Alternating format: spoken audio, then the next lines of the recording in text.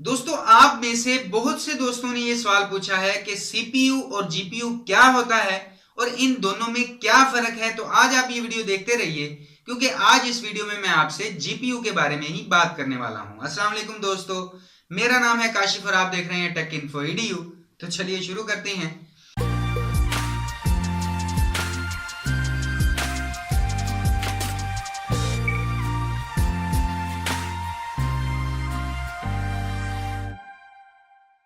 दोस्तों, जरा आप सोचिए कि आपके पास कोर i7 प्रोसेसर वाला लेटेस्ट कंप्यूटर है, लेकिन आपने अपने कंप्यूटर में अलग से कोई भी ग्राफिक कार्ड नहीं लगाया हुआ और आपके दोस्त के पास पुराना कोर i3 सिस्टम है और आपके दोस्त ने उसमें लगाया हुआ है एक हाई एंड ग्राफिक कार्ड। अब ऐसे में आप अगर कोई भी हैवी गेम मसलन GTA 5 को अपने और अपने दोस्त के कंप्यूटर में एक साथ खेलते हैं, तो आपको उस गेम की परफॉर्मेंस अपने दोस्त के कंप्यूटर में ज्यादा अच्छी मिलेगी।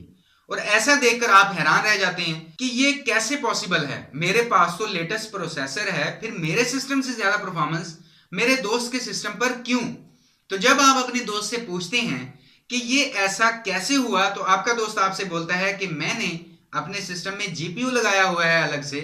उस वक्त दिमाग में सवाल आता है कि आखिर जीपीयू क्या है, ये कैसे अच्छा बन गया मेरे सीपीयू से। तो सबसे पहले अगर मैं जीपीयू के मतलब की बात करूं तो इसे कहते हैं ग्राफिक प्रोसेसिंग यूनिट और सीपीयू का मतलब होता है सेंट्रल प्रोसेसिंग यूनिट। अब यहां पर अगर हम इन दोनों चीजों को नॉर्मली देखें तो आपको लगेगा कि ये दोनों सेम ही हैं, दोनों में एक चिप ही है, दोनों में माइक्रो प्रोसेसर लगा हुआ है, दोनों का काम भी प्रोसेसिंग करना ही है। लेकिन जैसे ये दोनों डिजाइन हैं, जिस तरह ये काम करते हैं और जिस तरह का काम करते हैं, ये बातें सीपीयू और जीपीयू को अलग अलग कर देती हैं। अब अगर मैं बात करूं सीपीयू की, चाहे वो फोन में लगा है या लैपटॉप में लगा है या टैबलेट में लगा है, तो सीपीयू का काम होता है हर चीज हर काम को हैंडल करना। जैसा कि आप जानते ही हैं कि सीपीयू को कंप्यूटर का दिमाग भी कहा जाता है। इसीलिए सीपीयू हर काम कर लेता है, चाहे आप कोई एडिटिंग कर रहे हो, चाहे आप फेसबुक पर कोई काम कर रहे हो, चाहे आप ऑफिस में वर्ड एक्सेल पावर पॉइंट पर काम कर रहे हो, या कोई मूवी देख रहे हो, कोई सॉन्ग सुन रहे हो। तो मतलब आप जो चाहें कर लें, प्रोसेसर हर काम को हैंडल कर रहा होता है। लेकिन दोस्तों, अगर मैं यहां पर बात करूं जीपीयू की, तो वो एक स्पेसिफिक पर्पस प्रोसेसर है जो सिर्फ और सिर्फ काम करता है ग्राफिक्स को कंट्रोल करने का।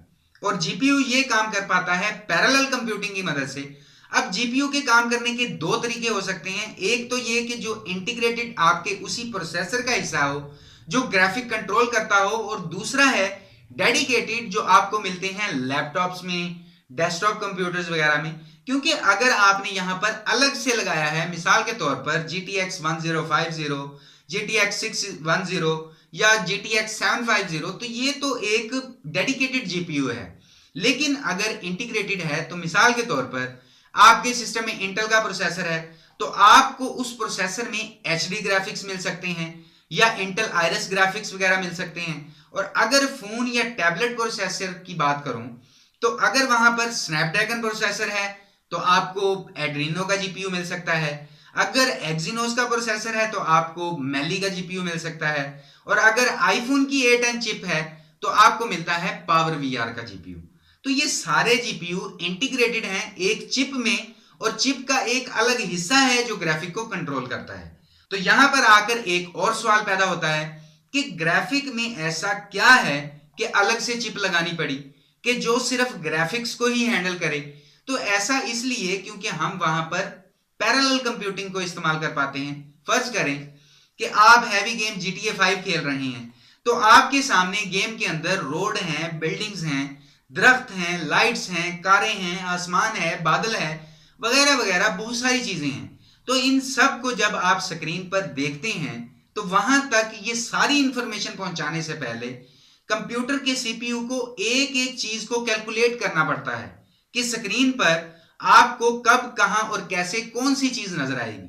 और गेम के अंदर ही जब आप दाएं बाएं देखेंगे तो आपका व्यू कैसे तब्दील होगा, या जब आप आगे पीछे जाएंगे तब आपका व्यू कैसे चेंज होगा। तो इस काम के लिए प्रोसेसर को बहुत तेजी से प्रोसेसिंग करनी पड़ती है। लेकिन यहां पर हम क्योंकि पैरेलल कंप्यूटिंग को इस्तेमाल करते हैं, वो इसलिए क्योंकि ये सब चीजें एक दूसरे के ऊपर डिपेंडेंट नहीं है। क्योंकि जीपीयू में एक हिस्सा ट्रैफिक को हैंडल कर सकता है, एक हिस्सा हैंडल कर सकता है सारी लाइट्स को, और एक हिस्सा हैंडल कर सकता है बिल्डिंग्स वगैरह को। तो इसीलिए ये सारे पार्ट्स मिलकर गेम के तमाम ग्राफिक्स को हैंडल करके बहुत तेजी से आपके सामने व्यू जनरेट कर देते हैं, जबकि सिस्टम में लगा हुआ अकेला सीपीयू ऐसा नहीं कर सकता। इसी वजह से आपके पास आपके सिस्टम में डेडिकेटेड जीपीयू है तो आपके सिस्टम की गेमिंग परफॉर्मेंस बहुत अच्छी बन जाती है। और इसी जीपीयू की वजह से अगर आप हैवी वीडियो एडिटर पर वीडियो मिक्सिंग करते हैं तो आपकी वीडियो में अगर आपने 3D इफेक्ट्स का इस्तेमाल किया है, मुख्तलिफ एनिमेशंस इस्तेमाल की हैं, तो ऐसे में रेंडरिंग के वक्त भी जीपीयू उसे काफी अच्छी तरह हैंडल कर लेता है। तो दोस्तों, उम्मीद करता हूं कि आप इस वीडियो से समझ पाए होंगे कि सीपीयू और जीपीयू क्या है और ये कैसे काम करते हैं और इनमें क्या फर्क है। तो फिलहाल के लिए इस वीडियो में इतना ही। वीडियो देखने के लिए आपका बहुत बहुत शुक्रिया। और अगर आपका कोई भी सवाल हो या राय हो तो वीडियो के नीचे कमेंट जरूर कर दीजिएगा, क्योंकि मैं आपके लिए डेली यहाँ पर इसी तरह की टेक वीडियोस लेकर आता रहता हूँ। तो अभी के लिए इस वीडियो में इतना ही। नेक्स्ट वीडियो में इंशाल्लाह मुलाकात होगी। अपना ख्याल रखिएगा। अल्लाह हाफिज।